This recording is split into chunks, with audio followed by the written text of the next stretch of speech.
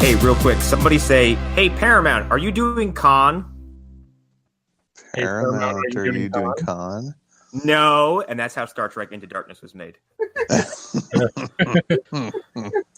Yeah, that sounds about right. I don't know why that joke popped into my head today.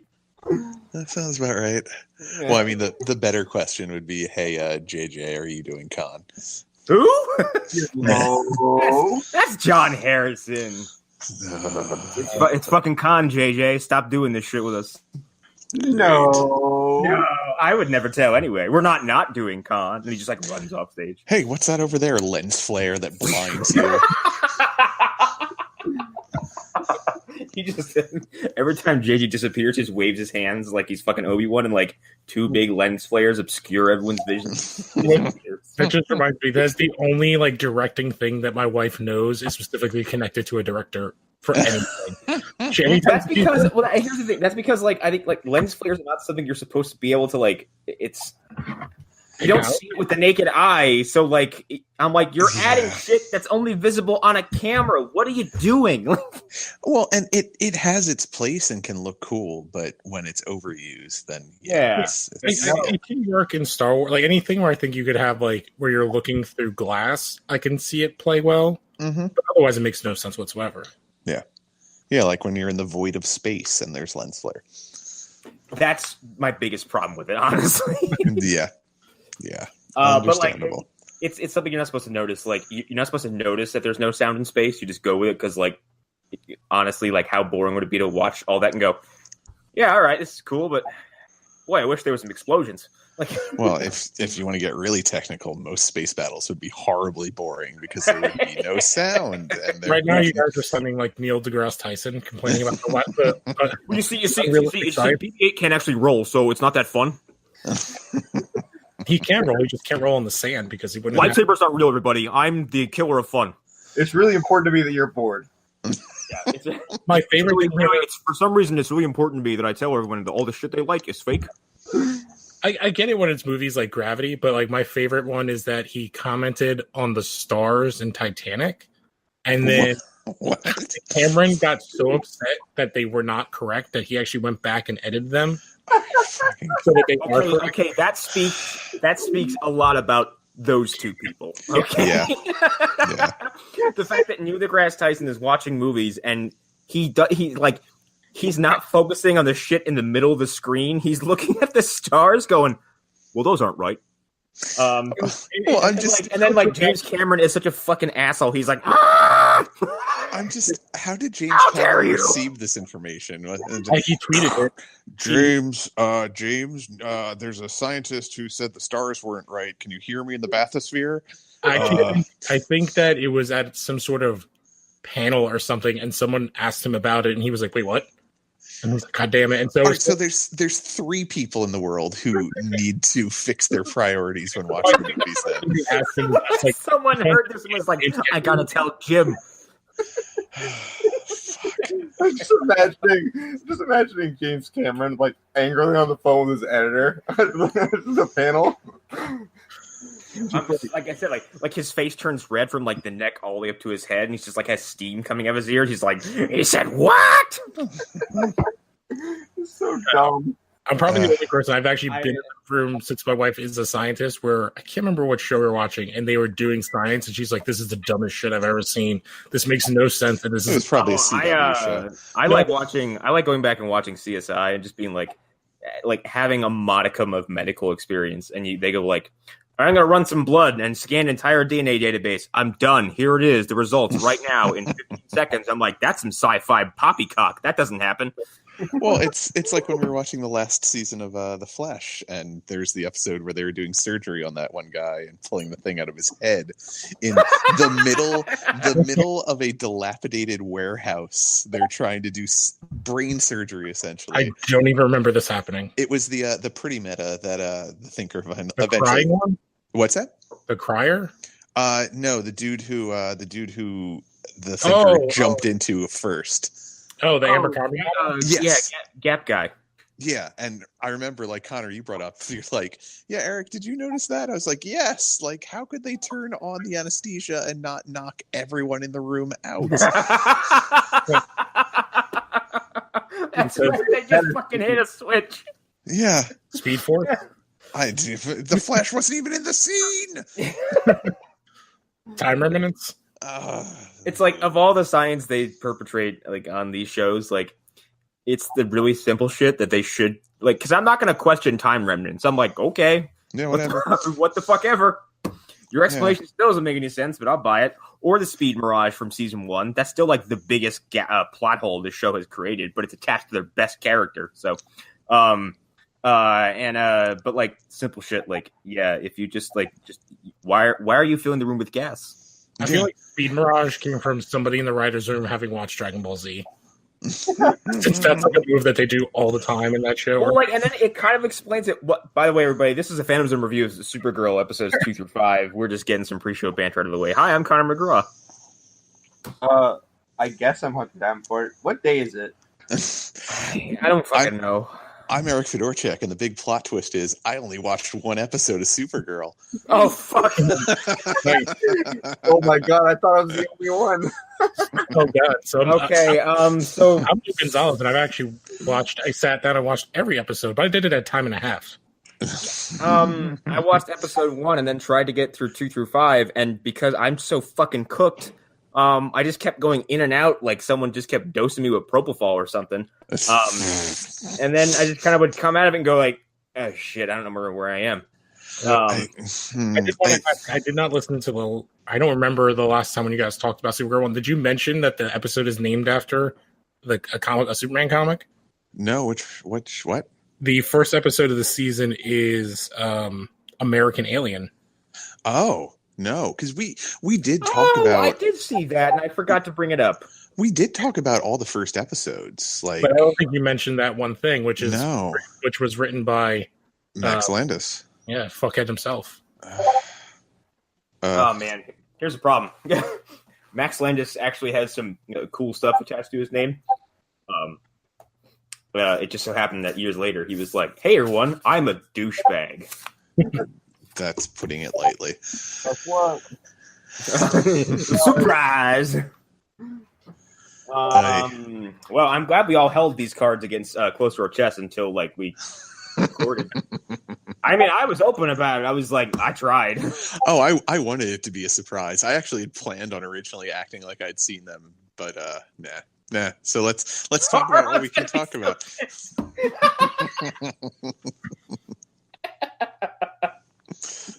You know what? Chaos reigns, baby. Chaos reigns. That's right. We have Blue here to tell us all about it. We can react.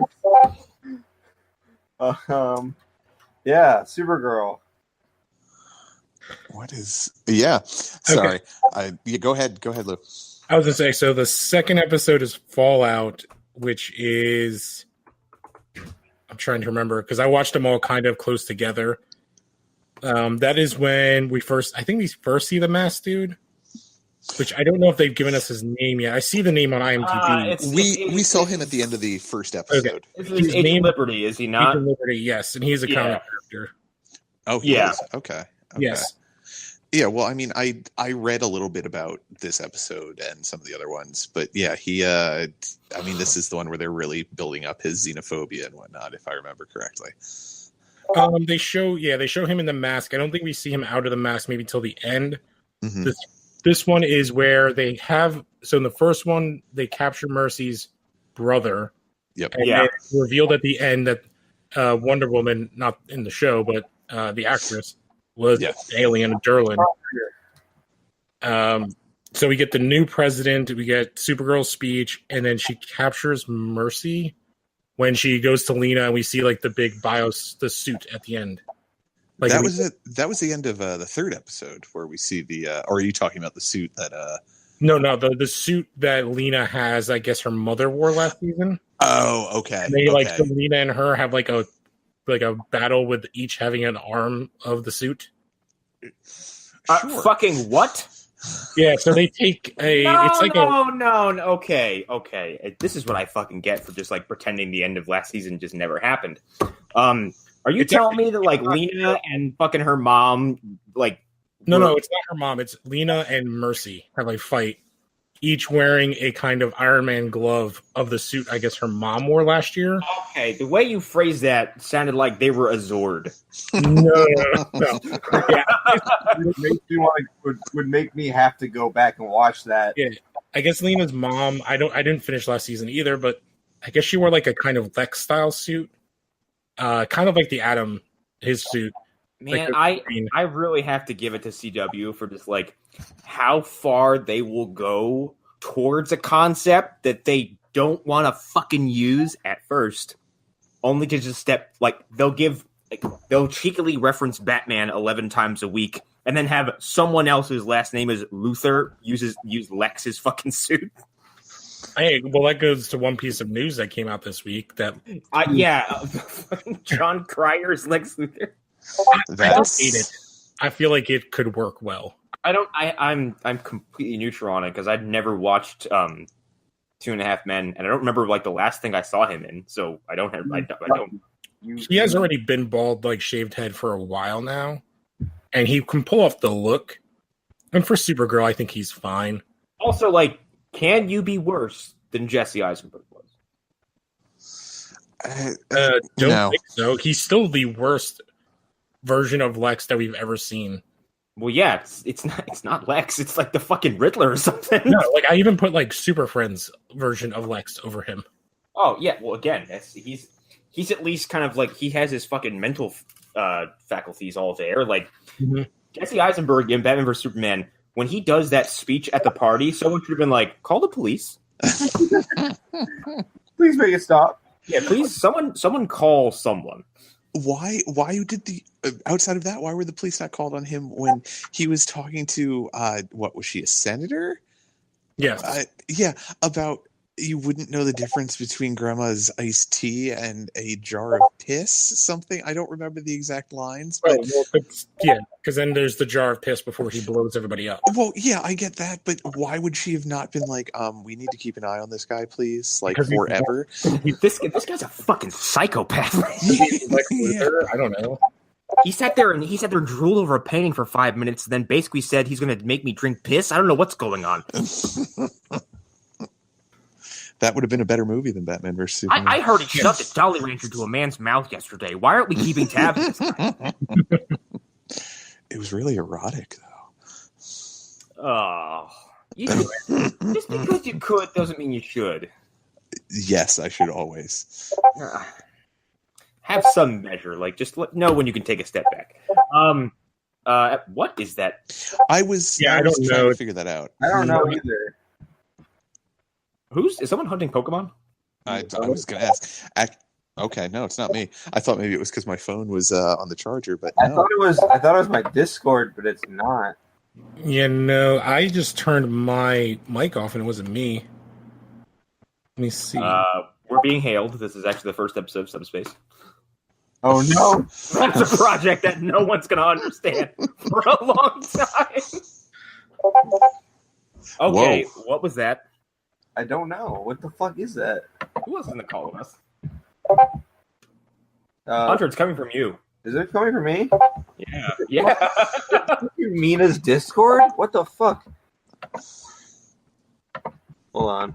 We are a very professional show, everyone. And this will probably not be edited out, so... I'm assuming it's not, so...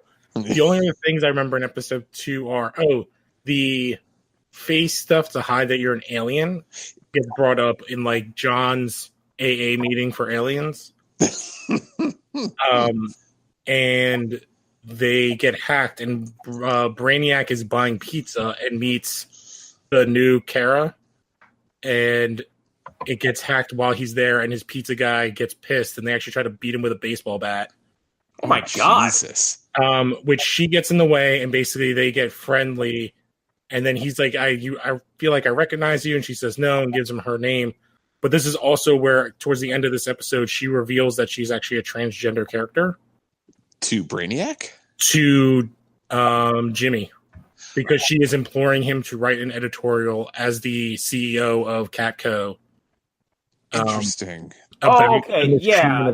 I heard news about this, but I haven't. I was waiting. I believe the actress is transgender. Yes, she is. Yeah. Was it at least handled tastefully? Yeah, well, basically, she goes after the stuff with Brainiac. She goes into the office and is like telling Jimmy like all the stuff, and then he's like, I don't know, and she goes basically like, you can't like be quiet about this and be measured when there are violence, and I know this because I'm not sure if you know it about me, but I'm actually a transgender woman, and I have faced this amount of bigotry and violence in my past. Okay. And I will not stand by it. Okay. And then it's kind of just left there, but she's kind of like a C plot running throughout all these episodes. Like we keep cutting back to her. Mm-hmm. And Jimmy kind of looking towards her as like, what do I do? Because there are both in their office as well as in the DEO, there's like these underlying kind of things throughout the entire show of people being, after the president is outed, of like hating, which they use the I think it's cockroach or roach.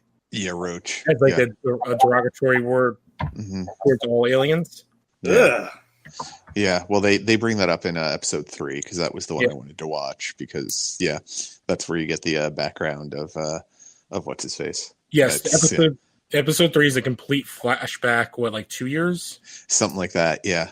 Yeah, well, it goes all over the place. It starts off when Lena really takes over LexCorp. Well, that's the thing. Like, I have no context for a lot of that because I didn't watch the first two that wasn't seasons of brought up. Supergirl. Lena's not even in season 1. What the fuck? Because Maxwell Lord is basically her character in season 1. Okay. Which is the dude from Twilight. It's the dad from Twilight. Yeah, it's the dad from Twilight. It's actually not a bad character, and they set him up to be a love interest for Alex. That was before changed course there. Yeah, I would say they changed course rather drastically. Again, I love her through these first couple episodes. I like what they've done with her, and they did a good job of like Flash putting a wig on her and making her look like she did in like season 2. Yeah, no, I thought that part was pretty great. That they actually made the hair look. Yeah, which is funny because if you didn't know the guy that plays Agent Liberty played Doomsday in Smallville. Oh, for fuck's sake! I know. I've seen him elsewhere. Oh, he's done a ton of stuff, but he was in. Yeah. Wait! Sam Witwer? Yeah. He's Agent Liberty? Yeah. Sam Witwicky? Yes, Sam Witwicky. He needs to get the Alka part. And he's my interest in this season just shut up. I really dig him so far. Like he's playing the character great because they actually show. So he has episode 3. We find out that he is a professor. He has a wife and a kid. Was a professor. Yeah, they get to that. So he's a professor. His dad owns a steel mill, I believe, or a steel fabrication company. It's a steel mill, for lack of a better term. Yeah. Yeah. And they lose the Luther contract when Lena takes over because they are creating. His dad does not want to change what they do. To process nth metal. Yeah. Yeah, his quote on that was like, "It doesn't even have a vowel in it." But they basically make his dad like a drunk, ignorant dick. They make him a stereotypical Trump voter. He's the first character we really hear use like cockroach or roach. Mm-hmm. And he's just got alien conspiracy going on the whole time, and his son is coming across like the general educated liberal. Yeah. Exactly. Yeah, he even says like, "Oh, the only time you like to use that expensive education is when you want to talk down to your dad." Yeah. And they progressively show throughout like all the things happening in his life, his lectures in his class get progressively more conservative. Mm-hmm. I wish that, and I might be wrong for the season because like I kind of like the idea, some of the stuff they were building up that I've been paying attention to, but without having to sit through all the episodes so far, like. I'm really kind of digging the Red Sun setup. They were only like one aspect of that in any of these. Yeah, like wait, there wasn't? There was one like end of the episode scene of her punching a hole underneath a country. Yeah, and like that got me really interested. Yeah, that's episode 1. I've done it since. Well, that's going to be part of the big mid-season whatnot. Then, yeah, I think CW said they were changing the way they're doing these seasons. Oh, excuse me. And like I know they said it with Flash, like as opposed to one long season arc, they're doing like 2 to 3 mini arcs that will kind of cross over.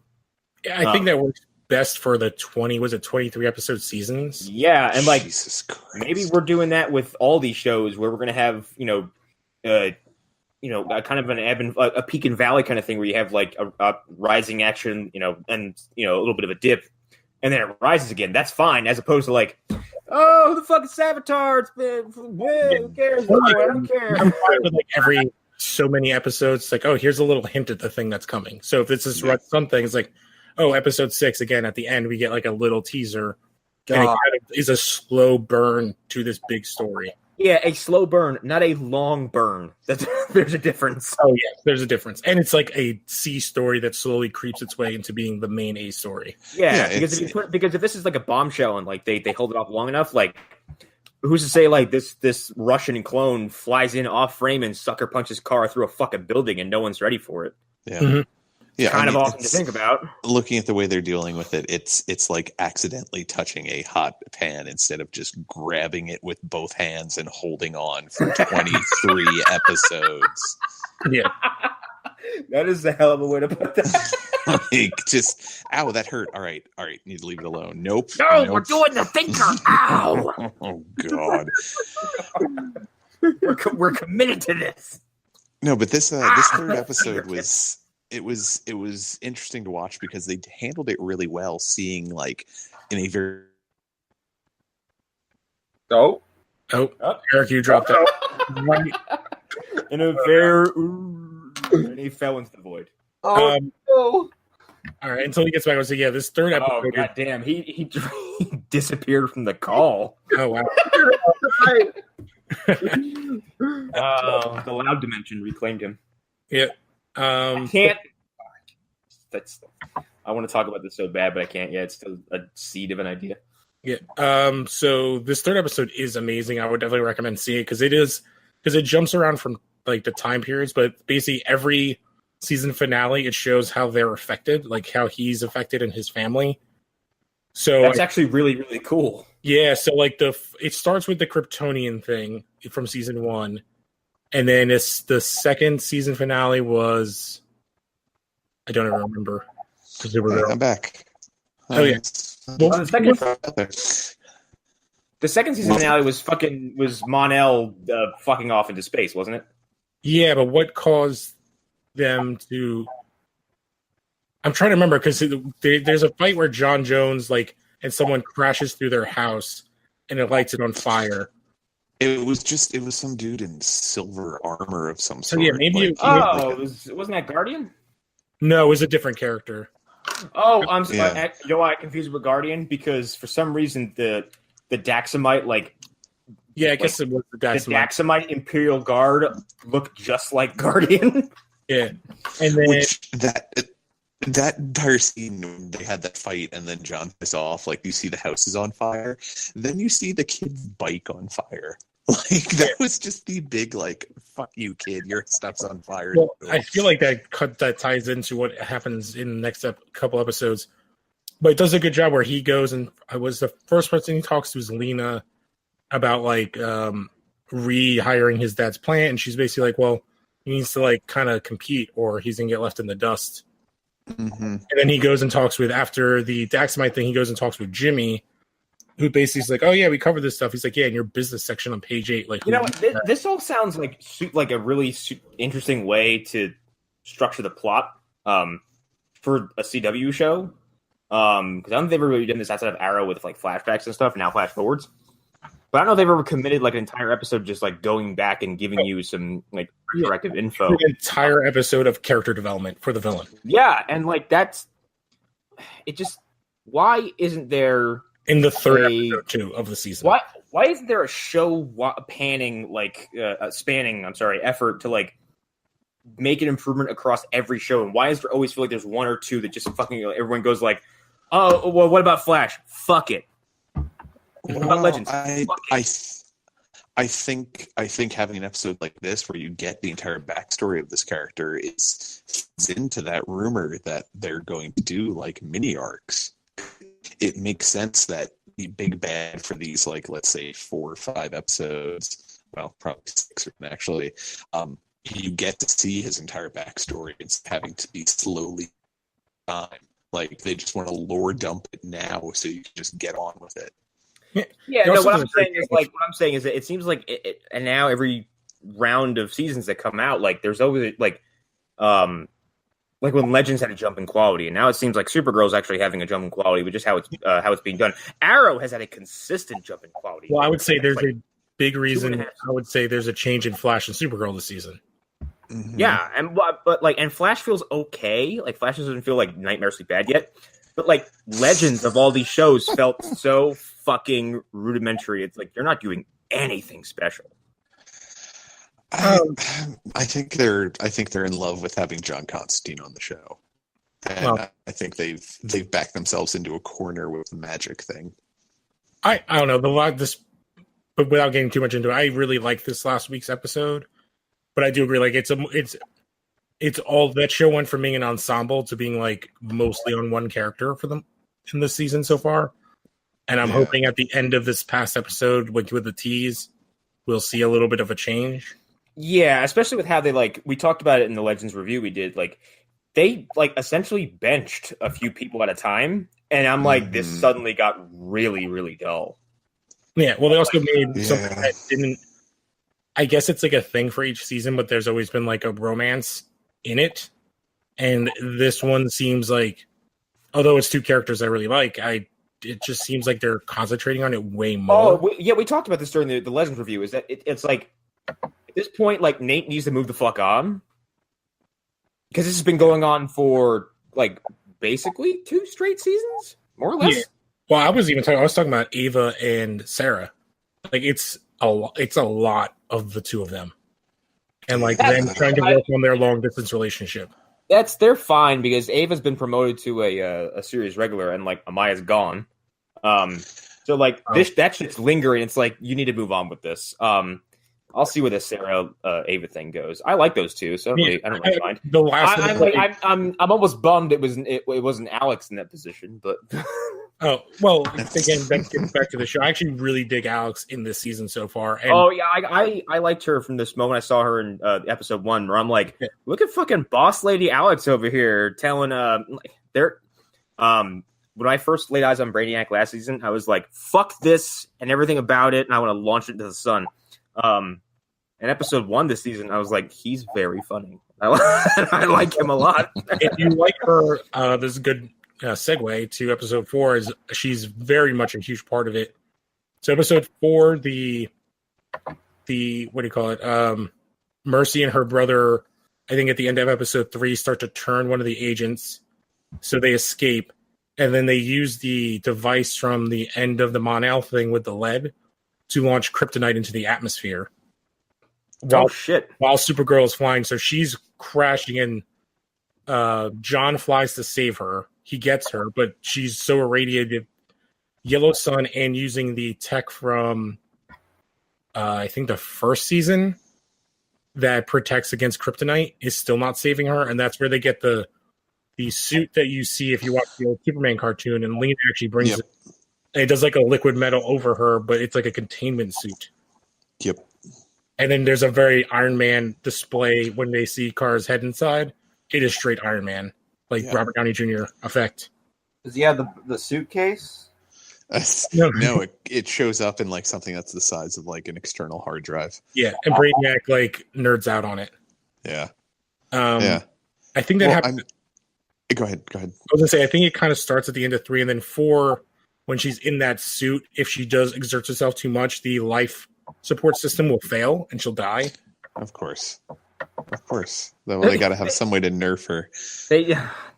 That is my only beef with this show at this point. Well, not my only beef, because I'm still have baggage from last season. But like, I think like that's just a problem that you have when you're trying to do like a long form series on a fucking Kryptonian, because like barely anything hurts these people, so we got to come up with really contrived reasons as to why they're not just pushing everyone's shit in. Yeah. Well, what ends up happening in the kind of plot for this episode is, so Alex is afraid to like have her do stuff, and actually gets yelled at by the president having her go out there because she might die, and loses her shit on Kara. And then at the same time, in the B story, John, the leader of his AA group, has been missing, and then her fiance shows up, who turns out to be Manchester Black. Oh. And they figure out that I believe it's in this episode that I don't even know what group you want to call them, the anti-aliens, because his fiance is an empath. They're using her to control aliens to make it look like the aliens are attacking humans. Oh, okay. So the first time when Kara's in the suit and gets beat up, like she's being beat up by a bunch of aliens, and then the second time, the Agent Liberty guy basically has them attack a carnival and start going after kids. Oh my god! When did this show suddenly decide it wanted to have stakes? That's what I was saying. Like this show actually is like Wow. was really interesting, and basically, Kara's kind of holding them off, and then the suit is failing, and they're going to kill her. And then basically, like the suit frees themselves, and they get everybody. Like this all sounds like it has the urgency of like a third act of a fucking action movie. Like, Yeah. And then throughout this, you have, again, like I think a second agent from the DEO turns on them, and there is an incident in the Catco where one of the employees puts a bunch of wood in a coffee cup for one of their alien people, and it's actually an Asian woman puts it in the cup, and then the new Kara basically like is bugging out, and Jimmy has to give a speech like, we do not tolerate any sort of hate, like all people are equal. Even if it doesn't matter where they live. They have done a very good job in these episodes of dealing with, like, obviously exchanging aliens for race or gender or sexual. oh, that's not subtle, but it's fine because like they're not trying to be subtle; they're being very open about it. From what I remember, just jumping onto season 3 of Supergirl, like this has been the show that deals with politics. Like this and Black Lightning. Yeah, well, and Black Lightning deals with it in a much more subtle and nuanced way. Yeah, Black Lightning is doing it, but taking a magnifying glass to like, certain areas and like neighborhoods, and a certain setting, and like Supergirl's doing it on a bigger scale. Yeah, and I'm kind of glad that like those two shows found something to kind of hang on to. Mm-hmm.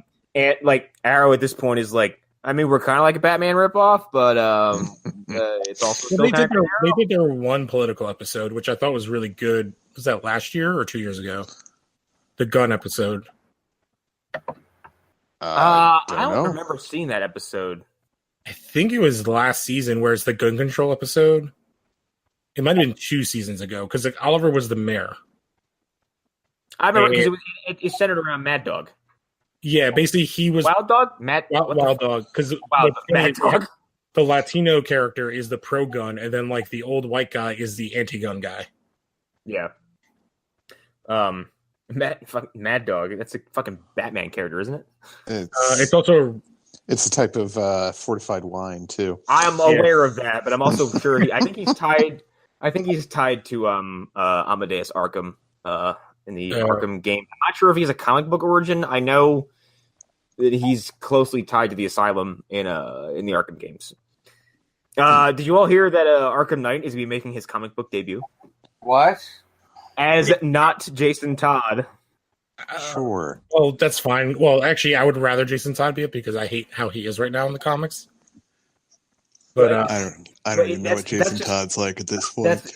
If he's part of the quest that DC seems to be on to destroy all the Robins. Well, I wrote a little article about it. I know our sweet boy Rick. He got that weird skull thing going on. His name is fucking Dick. All right. By the way, bat symbol. Yeah. Bat symbol. Fuck off. No. Jason Todd presumably shot Penguin in the head, but I guess he didn't. He did, but he survived. And now he looks like fuck you. And my comment is, he looks like Ermac. He looks like Ermac now. He got better. He wears like a rebreather mask and then a domino mask, and then has like literally like a red vest hoodie. And then, so basically, what happened was he presumably shot Penguin in the head, and Batman was like, "You son of a bitch," and then beat him half to death and stripped him of the title of Red Hood, and basically said, like, you're no longer part of this family. He literally rips the bat symbol off of his chest. And now there's a better part of this. So his weaponry, obviously, is his guns, and he has knives. So he has a sword on his back, kind of Deadpool style. And a crowbar. And a crowbar. Okay, this is. I'd shared pictures of the initial sketches of him in this outfit then a while ago in one of our chats. If you've been nostalgic for like '90s extreme, he's only a few pouches short.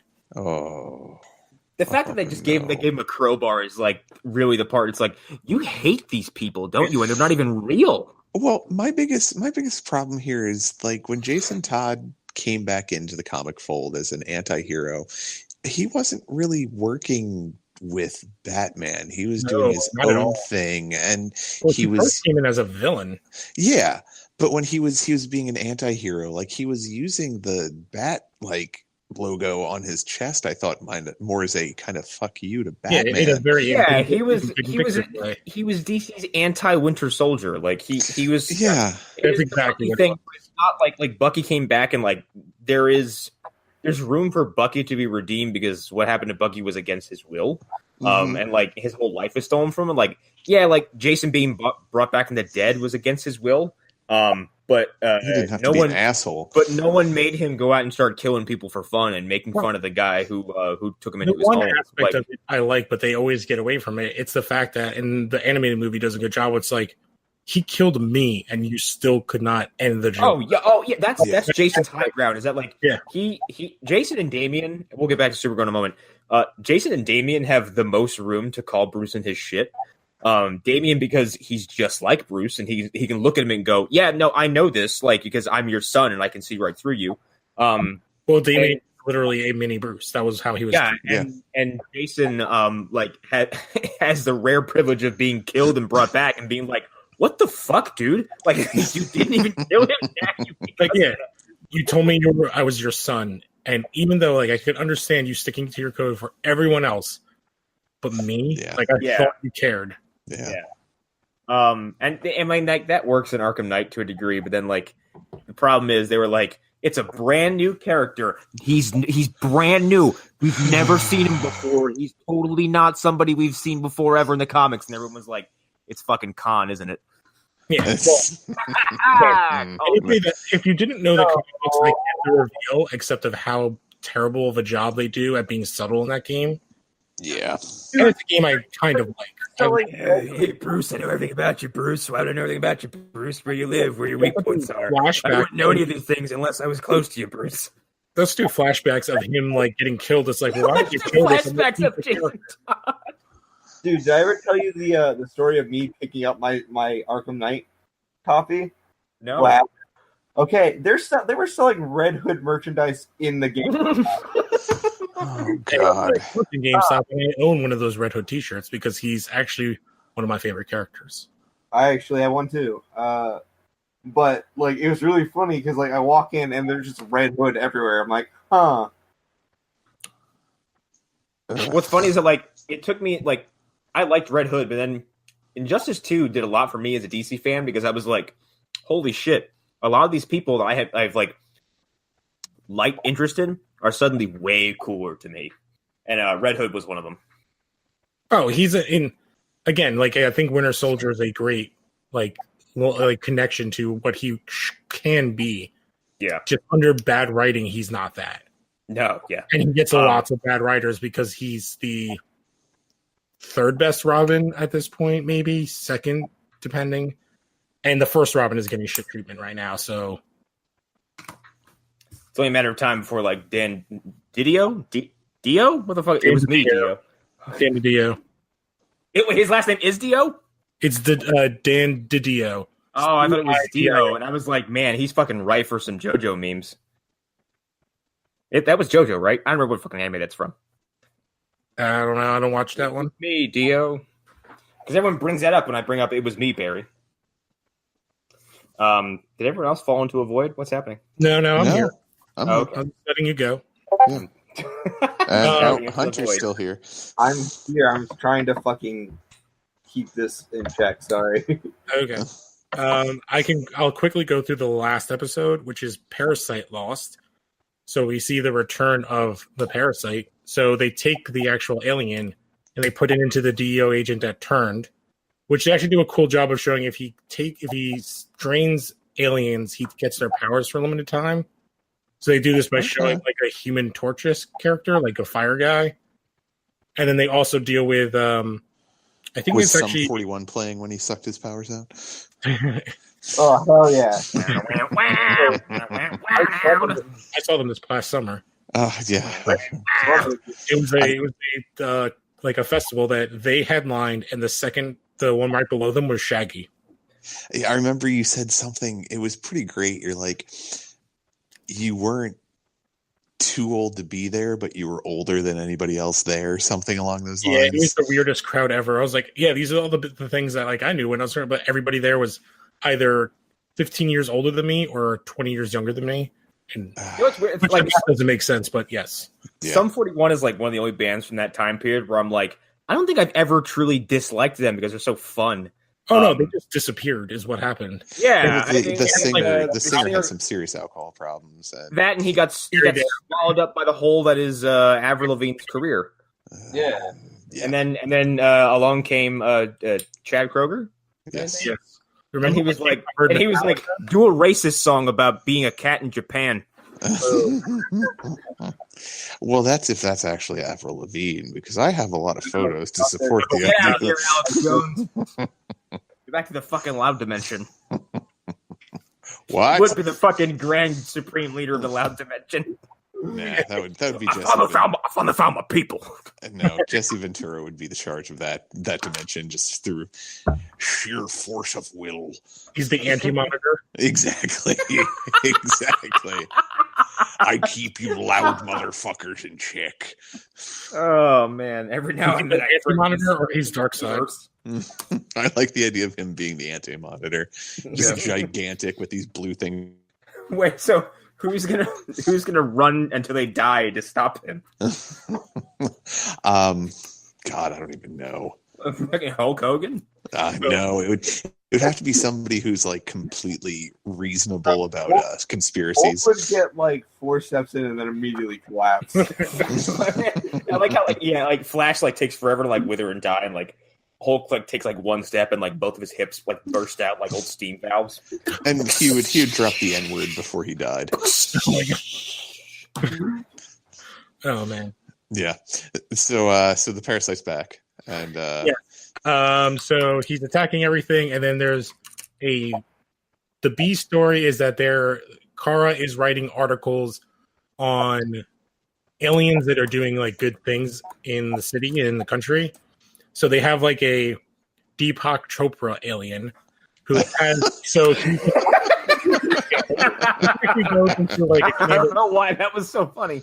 Yeah, he's like I don't know how else to describe him. He's like a new agey, he's ambiguous ethnicity, and he has a gem in his chest, and he can heal any non-humans of their diseases. That's what his alien power is. Interesting. So it seems like the aliens, they're kind of treating them like mutants in Supergirl. Very much like it's very much that they're That's a great way to put it. Like the original X-Men mutants. Yes.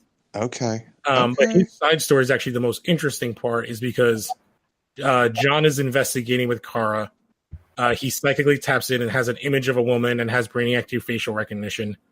And they end up going to a house and finding out that that's actually his daughter. She says that she's never met him. He never cared for her. He walked out on my mom.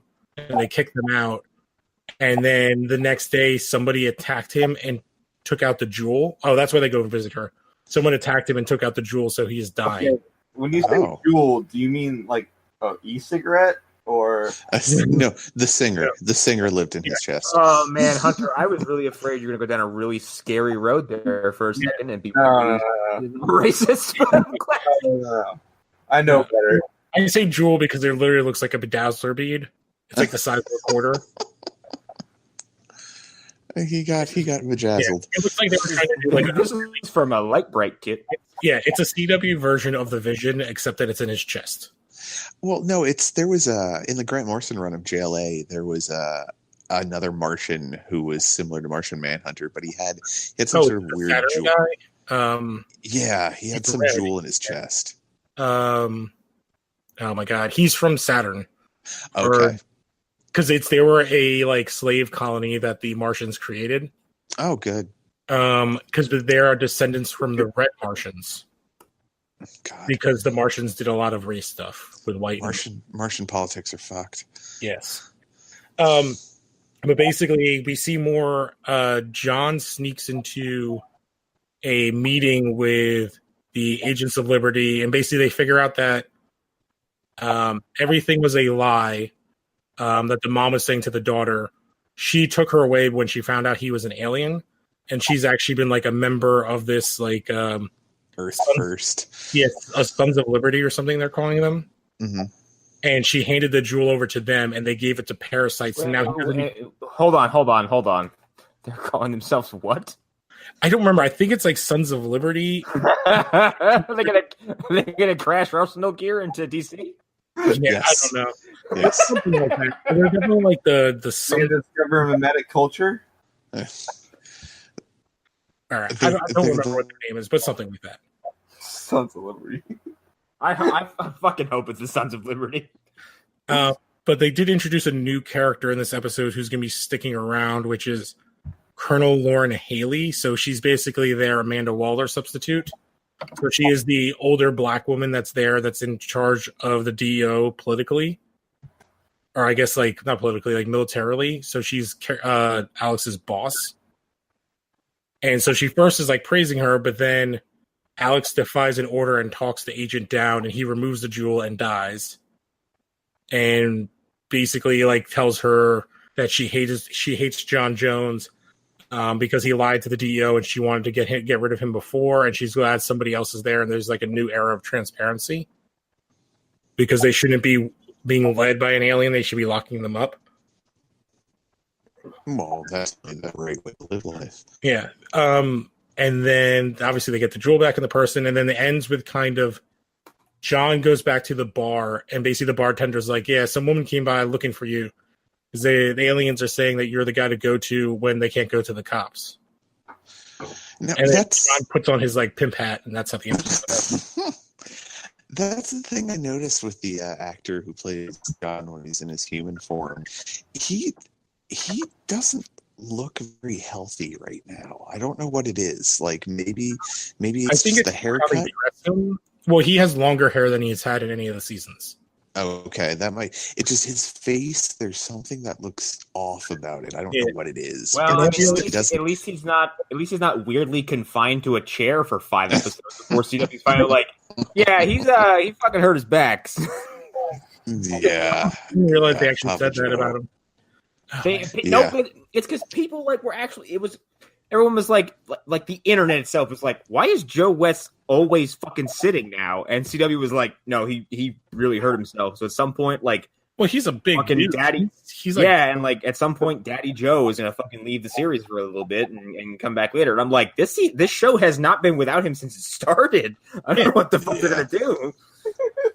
I love that he's a cop in the show because in my mind it's the same character from Law and Order, and that he left New York, Central City, and he's dealing with this shit. That would explain a lot, actually. I just like the fact that he has been the consistent voice of reason, and is so like he's so likable, and like I can't believe that scene where he walks up to Eobard Thawne and says like, "I'll fucking time travel to find you motherfucker." Like, well, it is an aspect. I can't believe that was deleted. All the shows had at one point was like the older male character, grandfatherly character, or fatherly. Yeah. And 2 of them have been killed off. Yeah. You're right. Yeah. Flash has had so many they've had to remove and kill off several. Yeah. And in Black Lightning, he is that character. Yeah, that's what I like about him is that he's already been there and done it all. And Supergirl did have that character as well. She's only in the first season, really. Yeah. Well, John is now in that position too. And yeah, I'm glad he is. But like for Kara, I like the fact that Clark comes in when like she truly needs help, not like to come in and like he's like, oh, a simple problem, I can take care of this. Take a seat, sis or cuz or the fuck. Like, you know, he's never been used to trump Supergirl, which is what I like. I'll shoot a gun at an alien. He's just gonna show up and be like, hey, look at my ass. Just look at it. Look at how good it looks. Look at my super booty. Look at it. And it's going to be even better in black.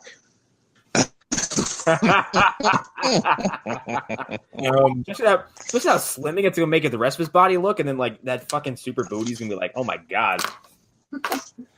I do think I want Carr to fire eyelashes at it, and like Evil Soups just spins around and deflects it with his fucking ass cheek.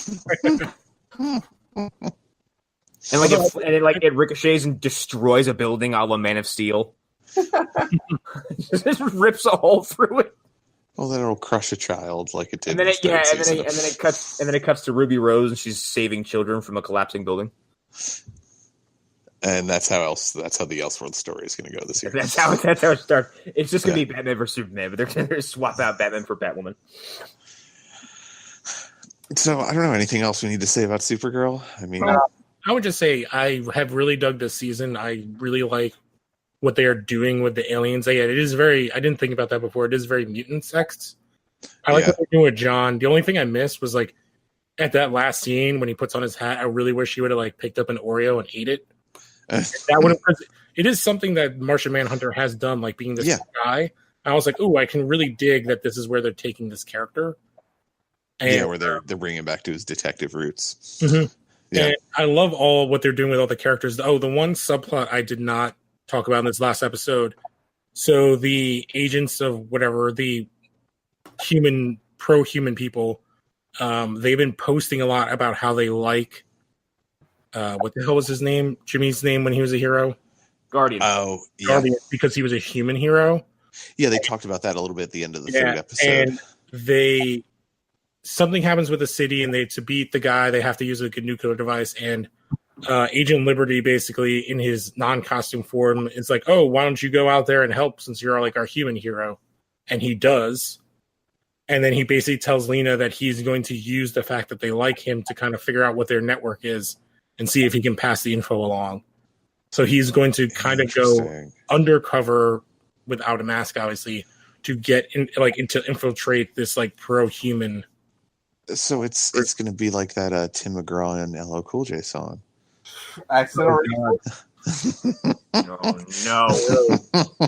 Are we the only show who talks about that song on a regular basis? I like. I don't remember the name. All I can think of is Tim McGraw the guy that did My Honky Tonk Badonkadonk? Wait, what's that? Mate, stop. What in the fuck did you just say? That is a song, and I don't know any country. I don't listen to country, obviously, because my last name is but that is a real song. Thing. Yeah, it's real. Country music's a fucking joke. Oh, my favorite quote I've ever heard is country music is like what rap is, except for white people. Like, it has the same thing of poppy rap. They talk about the exact same things. It's just by white people. Yep. Yeah. It's not wrong. I would listen to like the worst kind of mumble rap before you put me in a room and have me listen to like any pop country, because at least with modern day mumble rap, I can tell these two songs apart, and then you put like two like different pop country hits, and I would go, is that the same person? This was Honky Tonk Badonkadonk was Trace Adkins. See, I forget Tim McGraw because he's married to Faith Evans, right? That's the same guy. I don't know. I guess maybe you're saying a bunch of names, but none of them mean a goddamn thing. I remember him from for a very long time. It was like, oh, that's Faith Evans' husband, and he's the son of Tug McGraw, who was like a very famous pitcher in MMA. I'm clearly the expert on country music here. Let me bring my knowledge upon you. Yes, I think maybe. I'm very upset that my last name has to get swept up in all this bullshit. Are you a country singer? I am not. People, oh my god, you could be. You know what? You know how old that fucking joke is? As old as I can remember. Well, you need to be. You related to Dr. Phil?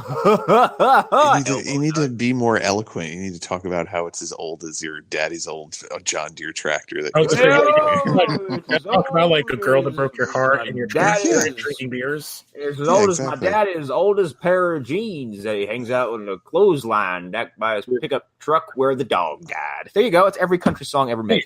Put some banjo underneath and boom. There you go. And then the big twist. The big twist at the end could be that you're singing the song to your dad's grave because he died of lung cancer. Oh man, Or boy. the twist is that you're actually singing about your dead dog. And then I'll say something like, and then like it's fucking raining and the thunder rolled or some shit. I don't fucking know. That's And perfect. Toby Keith says something racist. Oh, you mean Toby Keith spoke? Yeah. I like how we're just besmirching an entire like section of the fucking American culture. Like I do like real country, like old school, like Johnny Cash.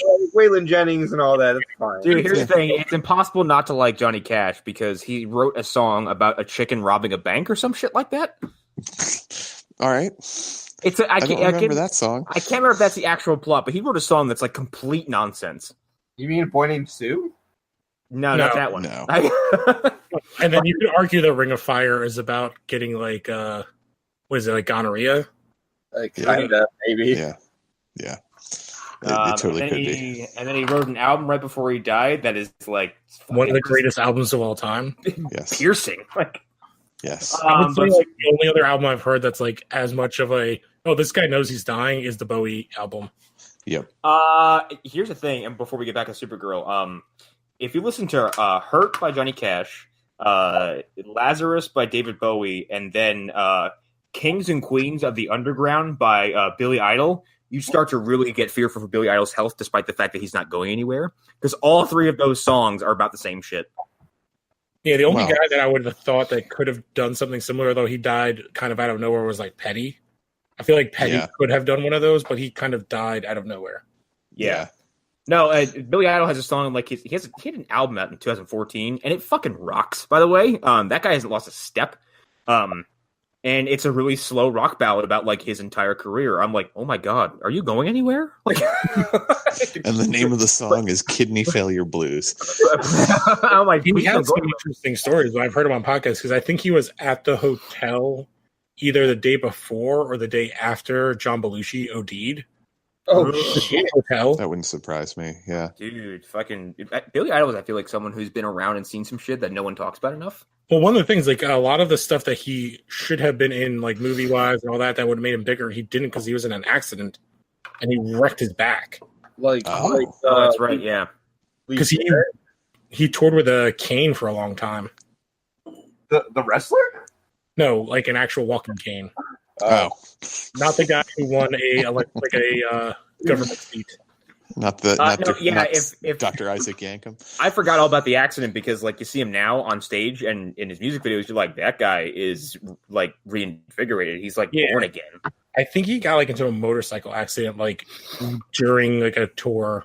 Although Like, he's beyond- he's aging, and it's like I saw Amazing Spider-Man 2 and thought this first. I was like, why does the Green Goblin look like Billy Idol? And then I realized that Billy Idol was growing into the Green Goblin. Like, he's kind of what's funny because he's also doing that thing that Defoe is doing, where like the older he gets, like the more features his face develops that make him look a little bit less human. Like, his skin is just tightening and his cheekbones are becoming more prominent. yes, and it looks me look like fierce as fuck. I'm like, oh my god, he's goblining. Oh man, but he would actually not be terrible casting to just do like the transformation into goblins. They did like Lou Ferrigno style. Like someone just turns into like a green painted Billy Idol. That would have been better than Amazing Spider-Man 2. Oh, I know. Goblin disease. Goblin disease. Here's my I hate you, part. son. Here's my life's work. So Anyway, Supergirl. This actually this is. I like how this has been an extended sales pitch from Lou to get us all back on our shit. Yeah. As someone who was like just exponentially cynical about Supergirl, and I don't like being Last cynical. season was terrible. Yeah, and I don't like being cynical anymore. It's exhausting. It's not fun. And every time I am cynical on a particular subject, everyone's like, "Stop hating everything." I would say like Um, one of the big things that they changed is I think a huge addition to the show is the kind of new Kara, because you actually get to see that side that made those first couple seasons work. So it's not Yeah. Kara as a human, but we get to see like more human interaction outside of the DEO. Yeah, and one of the things I liked about getting into Supergirl in the first place was that it tried to do what I would like out of a super person TV show, is like show me how a fucking alien who can crush a desk with her finger like tries to blend in. because I'd like to see it in a long form on screen version. It's in the comics all the time, but like if you're gonna do a TV show, then yeah, please do that, and don't just focus on like fisticuffs because that's gonna be one sided every single time. And it was a good way to show Kara growing because now she has taken on the mentor role. Yeah, to this other character. Yeah. No, I think that the CW has never had a problem with, well, I wouldn't say never, but scattershot with like likable characters because like they do take likable characters and turn them into like just fucking most insufferable pieces of trash for an entire season. Hi, Iris. I feel like this season for all the shows has been very self-aware of the issues they've had in the past. The Flash being the most flagrant of that. Well, it's almost like the terrible person who was in charge of a lot of this got ousted because of being a terrible person. Yes, and that they've had now a full off season to write a show on their own and have people like actually take control. And yeah, that was gonna be my main point of why these two shows, specifically Flash and Supergirl, have been better. Is like, oh, they actually had somebody write it as opposed to someone jump in and take over like barely into the season. Yeah. But yeah, I've never had a problem with the characters on Supergirl. Or at least I don't think. I thought Guardian was dumb, but I didn't dislike Jimmy Olsen. I mean, Guardian's dumb. Guardian is dumb. He is dumb. I think this is a good way to use the dumbness of it, though, and like a plot wise. Yeah, it is part of a problem. Well, it's not really it became a problem. And it still can be is when like it's the issue of like everyone needs a fucking power or everyone needs a gag or a gimmick or something that can make them jump into a fight at any moment. Because like I think Flash is the most guilty of this. Because fucking Cecile has a meta power for God's sakes. Yeah, I don't mind hers. I think it's funny. Oh, I do have to say, like, I don't miss Win. I thought I would miss Win. I don't miss Win. I didn't even know he was fucking gone. Yeah, I as much as I was like, oh, Brainiac looks so terrible, which you only got to see in the second or third episode, him in that Brainiac form, and it still looks just as garbage. Yeah. He looks like the actor is good in that role. Yeah, I liked him a lot. And like I said in the first episode, I like his snappy delivery of his dialogue and the fact that he just doesn't understand how to interact with people. I'm telling you, you need to watch. I think it's episode 2. Like they do some good stuff with him because like he gets flustered when those like he thought somebody was his friend, and like him trying to deal with human emotions. He does a good job of like him being like a computerish guy, like trying to deal with emotions, and he does a good job. But that makeup and design is still okay. And here's the problem. Here's what falls apart for me is that he looks too much like Andy Samberg. No, it's that there's the Mystery Science Theater movie. They watched This Island Earth. Oh yeah. He looks too much like a fucking Mentaluna from that movie, and like all I can do when he pops on screen is go, "I'm Brack." Well, he doesn't even look like bad cosplay. He looks the Brack show, starring me and Brack. Like it's sleazy looking. It's piss poor looking is what it is. Yeah, it's a terrible wig. He's blue for whatever reason, and then he has like tap lights on his forehead. Oh, they look like just like bulb lenses. Like this. It look like those things you see on art commercials where you click them in and they light up and you can like move them to the bottom of your cabinet. Yep.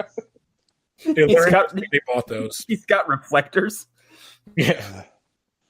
Guy. I mean, I didn't mean to sleep through these. I'm fucking cooked.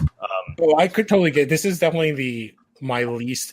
I was interested in show where I was more like I had to drag myself to watch it. But as I've watched, the actual political stuff and how they've handled it has been very interesting.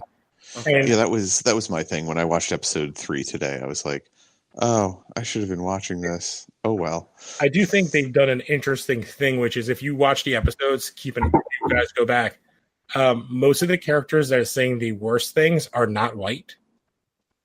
Oh. So, like, when they're doing things like after, I think, episode 2, when they show them, like, going to the White House and throwing stuff, the character that says the worst thing is a black guy. And then the character in the office who plays the racist prank is an Asian woman. Let me just, I'll put this out there just to get blanket. If we're gonna engage in the political conversation, then why not just put this out there? I'm not gonna do the whole, like, there's problems on both sides nonsense that fucking Donald Trump said. But, like, yes, not everyone who voted for Donald Trump, who is what they're, kind of doing an analog for in this season, or at least like Trump's America, not everyone who voted for Donald Trump is a racist, vicious, sexist, hateful, bigot piece of trash. Some of these people are actually very intelligent and had understandable reasons for doing so. And not everyone who leans left is a spineless, quote unquote SJW, leftist cuck. Like there's. I'm sorry, I can't help but laugh at that word. It's a stupid fucking word. Or the new one is NPC. The people who use that word grow the fuck up. NPC? What? Yeah, NPC is the new code word for libtard, I guess, whatever the fuck it is. Okay. And I guess the joke is like all dumb liberals do is regurgitate the same stupid lines over and over again. I'm like, that's cute coming from the same Trump supporters who regurgitate the same lines over and over. That's why I think the episode that Erik watched is a really good episode to watch, because they kind of set it up to be the one character is a kind of liberal professor, and then his dad is the older conservative.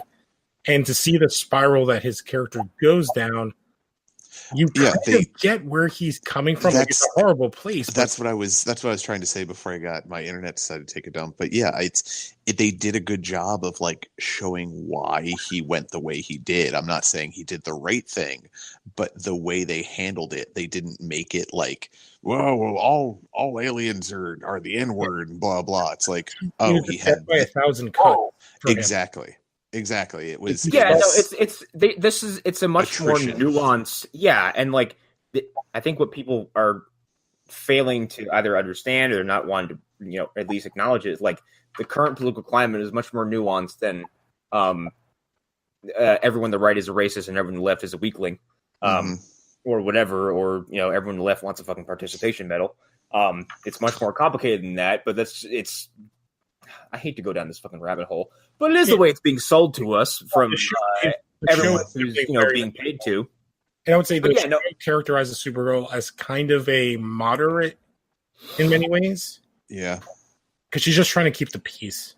Yeah, which like I bet someone out there is like stupid fucking centrist, but like no, we should be like at this point like the shouting has gone for so long that I'd rather someone say like everyone sit the fuck down.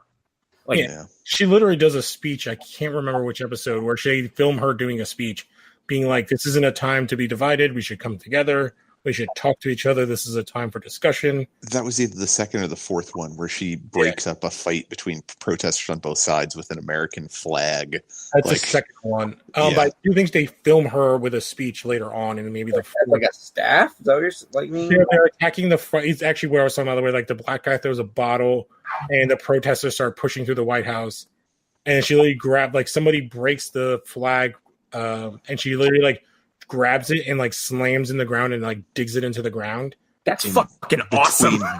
Between the two groups. So it's very much like hey, look at this metaphor. Look at it. It's right in front of you. Look at it.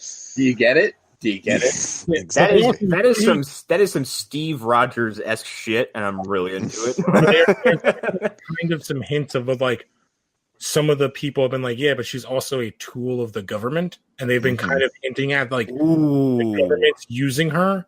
Yeah, they talk about that in the third episode. Oh, that's awesome. Where she's I love that because that's the big thing that's the big thing from Dark Knight Returns that kind of increases the antagonism between Bruce and Clark. Is like Clark's like, yeah, you're basically an outlaw, and you're causing a mess when everything was fine, then you came back and caused a fucking stir. And Bruce's issue with Clark is like, you're a government lapdog. Like you have no place. Yes. Well, that's like you're doing this because you were fucking asked to, not because you wanted to. I think it's episode 4. Literally, after she goes out and almost gets killed when she's in like the special containment suit, Alex goes off and she's like, "Oh, like I don't understand. We worked together for so long." It's like, yeah, well, now I'm your boss. You're an employee of the DEO, and you have to follow orders. Yeah. I like that. That's a cool addition. And the president calls her, and that's why they send the woman that comes in episode 5. See, now what I want to know, and this is something I meant to bring up during episode 3, but my internet died out. There's a point where, what's her face? Rhoda Mitra, is that her name? Her character is talking to to the now disgraced college professor, and brings up the fact that, oh yeah, you're good at covering your tracks, but not so good. We found some of your DNA near the pipe that you beat that one alien. Oh yeah, with. Mercy. Yeah. Now, does this mean that after he got done beating this alien with a pipe, that he stopped and jacked it into the grass right near where he dropped the No, pipe? I think it's his own blood. I didn't see any blood. Oh, she implies that like he got you, but you got them more. Like I like the idea that the only way he could release this anger was by stroking it oh so hard after he beat an alien to death. You know, I don't know why I'm arguing with you. You're my North Star. There is one other, I think it's in episode 2, where it was interesting that John shows up, and it's one of the people from his group, and they cut off. I don't remember, is it episode 1 or 2 where they cut off the dude's like hooks? That was episode 1. Yeah, and I thought it was interesting that they had, and it ties back later into some of the episodes where like John's like kind of immediately like, this is a hate crime, and she's like, well, like they were stealing something. I think it was just kind of incidental that they did this, but then when you actually watch the thing, it's like they are stealing the thing, but they are also doing more because he's an alien. Yeah, they're taking pleasure in doing these things to him. So yeah, it's totally. It's also like an interesting kind of take where you have like her as a neutral party who's kind of also not neutral because she is an alien. And they do discuss the whole like, well, you can pass, like that whole passing thing, which I think ties into both like some like be like with race stuff, like being kind of light skinned or passing as straight when you're gay kind of thing, as opposed to like the trans necessarily not passing. Like I think there's an interesting way that they're dealing with that. The idea of, because in one of the, I can't remember which episode, I think it's episode 5. Then they're having their little meeting. One of the characters talks about how he turned off his chip and he started talking to a girl who was a human. He had been talking, and she passes him a note saying that she's also an alien. And so like, and now she's not using her chip either, and kind of out, like coming out. Oh, and again, tying into what like that X-Men stuff was a lot about coming out, and it was a gay allegory. I think there's a lot of that as well as race stuff, but there's a lot of that like coming out thing as like another subplot. Well, but that goes against everything Bill Maher was saying about Stan Lee and comic books. Okay, now that's recording. Hey, Bill, I know you'll never hear this, but nobody fucking asked you for a shitty opinion. So why don't you not dance on recently dead people's graves for a couple quick minutes of attention? Or if you're going to do that, have someone on the panel to actually call you out on your bullshit. Well, this was like something he wrote online. Okay. I thought it was on the show. Maybe it was. I don't know, but I have the quote somewhere. I can't find it. Let me see. It was the one that made me want to just immolate the entire earth when I saw the quote. It was the worst thing on earth. Though, because like I get people, like I understand people being like, oh well, like everyone's gonna remember Stan for this, and like he wasn't necessarily the greatest guy, which is fine. But we talked about it like on like the comic show that's going to be coming out. It's like the comic book industry would not exist in the way it is for any company without that guy. Yeah, exactly. And culture would not exist in the way it is without that guy. Because comic books, besides like being like the American version of mythology, they've helped tons of people learn to read. And a whole bunch of other stuff, and inspired people to do things. Here's the quote. America. This was from Bill Maher. America is in mourning, deep, deep mourning for a man who inspired millions to, I don't know, watch a movie, I guess. Which that is the most reductive fucking thing you could say. Like, oh yeah, and then he spun the whole thing into like a like something like this. This isn't the exact quote, but like, of course Donald Trump would get elected in a country that thinks comic books are important or something like that. I'm like, how? Like, I'm like, what a fucking gap to bridge with the fucking president.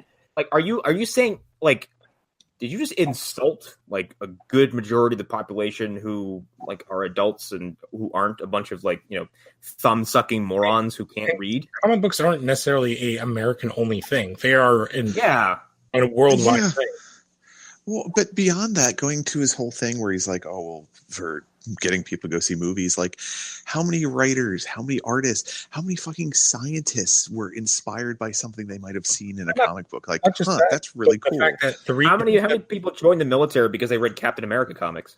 Well, exactly. That these guys who created these companies to begin with, they all had to change their names because they were all Jewish, because they would not be hired by actual like newspapers, places where they could write or draw. So they fell into this industry where they were creating comic strips that then turned into comic books. Yeah, like Stanley's last name was like Lieber, isn't it?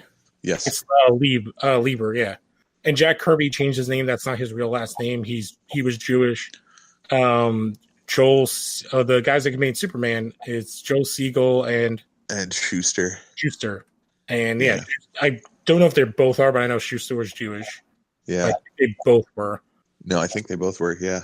Like all those original creators, like that was why the comic book industry like exists, is because they were forced to do that. Yeah, and no one. Obviously, a lot of people don't know about that. That to make it, to reduce it to something so stupid. Also, it is an outrageous statement, but at the same time, like I consider the source, like Bill Maher at this point, and this is a weird rabbit hole for us to go down. Bill Maher is hated by the right and hated by the left because he stands for nothing and only shouts into the void to draw attention to himself. He's a troll with a TV show. He's a troll with a TV show. He's fucking Alex Jones. Okay? The way I saw it described was the right hates him because that's what they think all liberals are like, and the left hates him because he makes all liberals look bad. Yeah, he's a fucking cartoon character. He is no different from the Alex Joneses. And I don't really have another example of like a rampant political cartoon figure outside of the president. Hal Sharpton. Yeah, him too. Because he's the expert. I'm trying to think of like other ones, but the only ones that come to mind like him but the Jesse James is kind of gone. Because and Ben Shapiro is the fucking persistent come at me, bro. Again, he's also commentary. Yeah, he's nuts. Whatever. They're all there. I don't take these people seriously because they're gimmicks. Like this shit isn't real. They're just peddling. Like you said, it's trolling. But they're getting paid to do it, and they have a TV show. That's all it is. It's incessant noise. Bill Maher or somebody else is like them and Ann Coulter are actually like really good friends. Oh, she's another one too. She's a soulless husk who has no purpose in this planet other than to stir up controversy. She sells books. Yep. She's my favorite rubber glove stretched over a skeleton.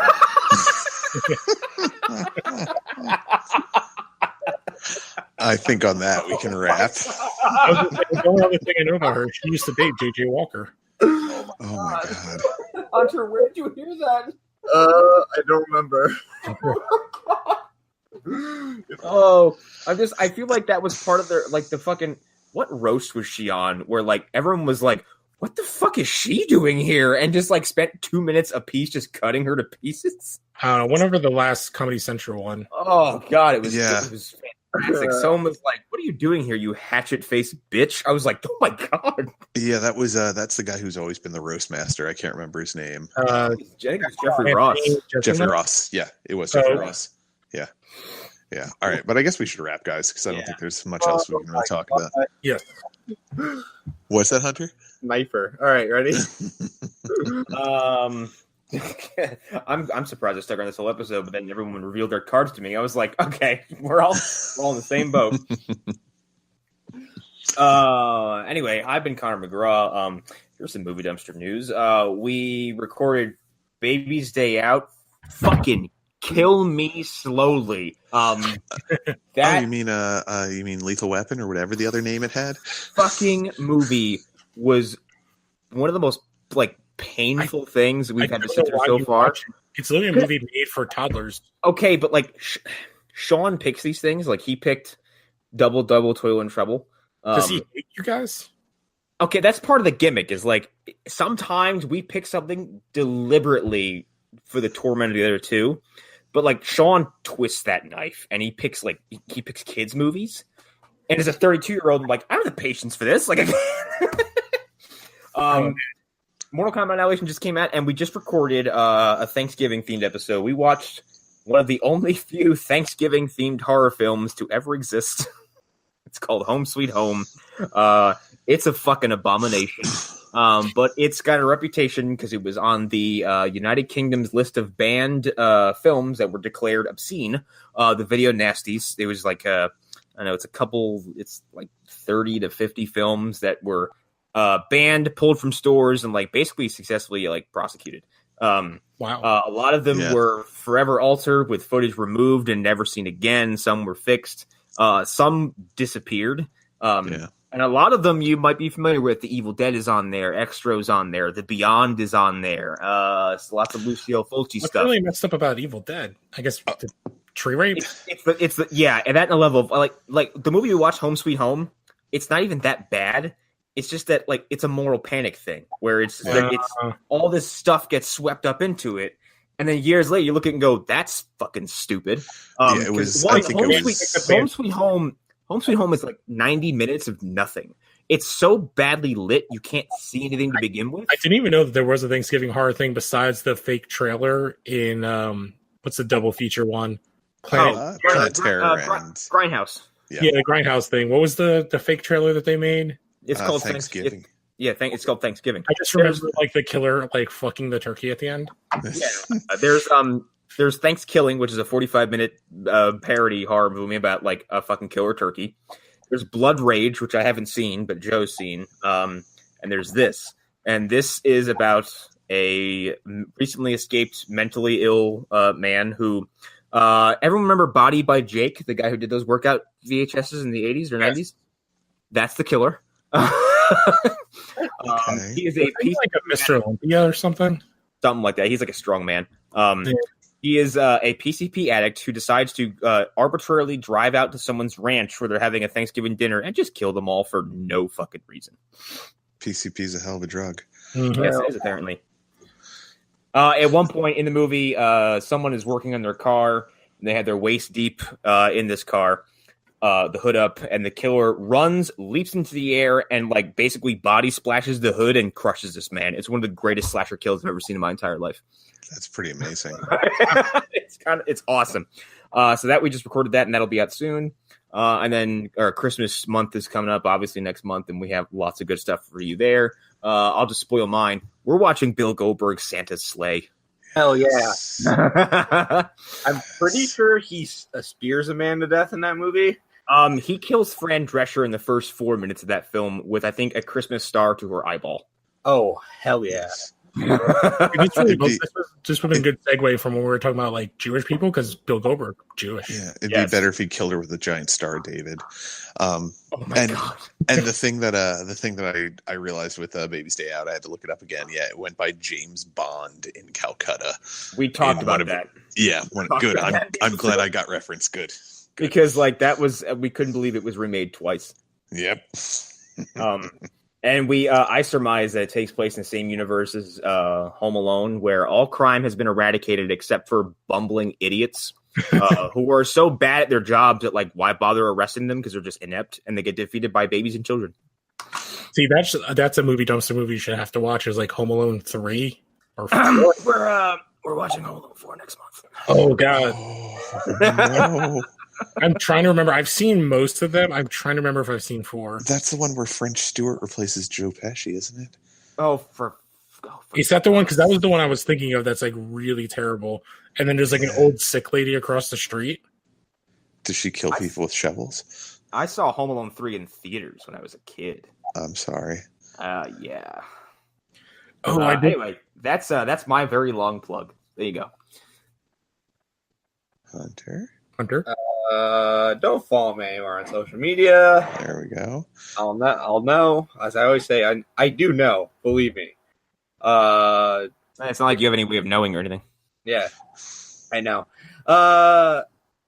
So go check out Monster Mash Podcast. That's out. Watch Aliens, and then I think next month, it's Hellboy. Nice. Then go check out Lost Arrow Games. We got a lot of cool things coming up. Like this coming week is our theme week. I believe it's action adventure games. That'll be fun. Yeah, go check that shit out. I'm Erik Fedorchak. You can find me at Erik_Fedor on Instagram. There's pictures of dogs and cats and food and comics. I'm floating around the Phantom Zone and just whatever. Things happen on the Phantom Zone and things don't happen on the Phantom Zone. You have to find out which is going wild, bro. Yeah, I don't really have anything else to add.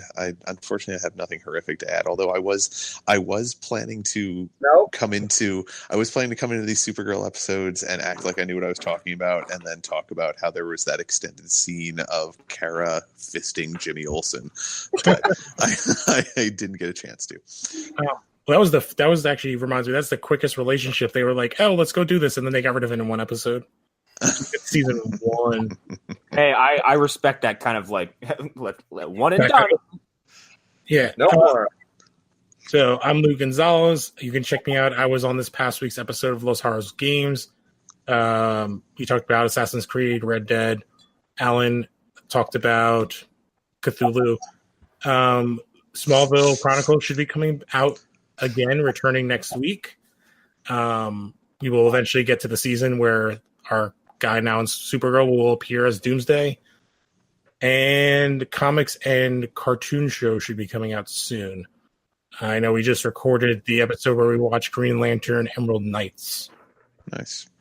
Which had the worst voice casting ever for one character, and that's Henry Rollins as Kilowog. Oh, no. Yes. Every other voice casting is amazing, but that was not. Is that the one with Nathan Fillion as Green Lantern? Yes. Well, he does it a bunch. But it also Okay. features a character that they never bring up in Green Lantern anymore. I think it's Arisa, because she's a character who got the ring when she was 13 years old and then used the ring to age herself up and then has a sexual relationship with Hal Jordan. Nope. Oh, no. That is way too Games of Thrones-y. Is that the blonde one with Yes. the white skirt? Okay, Yeah. I know who you're talking about. So Yeah. she's like the character Hal is telling all these stories to. That's still not as bad as Gotham pushing tiny little Ivy Pepper into a fucking sewer full of like comic drugs, and then she comes out like a sexed up 29-year-old just because they want to have some titillation. I'm sorry, I don't know about the show you're talking about. Gotham actually did that, people, and some of you defend it. I every time you say something, I can't hear the name of that show. It's just not coming across. It's just static. What show are you talking about? There's not a Gotham show, Connor. Every time someone says it, you just hear seagulls like screaming. I think Jeff Bezos has hacked us, and I can't hear you talk about that. You know, I would prefer every time people brought up Gotham, I heard seagulls screaming. Just like pigs screaming in the background. That is Specifically Professor Pig. Oh, yes. okay. He just like One of the most fucked up characters who actually got into a cartoon. he got into Arkham Knight. I couldn't fucking believe it. He was in that short-lived Batman cartoon that featured Katana and no Robins, Oh yeah. which was actually really good. And he was in the first episode, actually. They started with Professor Pig. That's one of my favorite things about the Arkham games is like they'll find a way to shove in like a really fucking obscure Batman villain and you take it deathly serious. He is that horrific. Yeah. Yeah. But yeah, that's before we spin off to a tangent. That's the show, everybody. I am slipping into delirium because I've slept for maybe 13 hours in 3 days. So before I really get crazy, bye. Bye, everybody. Fuck Bill Maher. Bye, Thank you so Stan. much. More. R.I.P. Stan Lee. We're not doing con.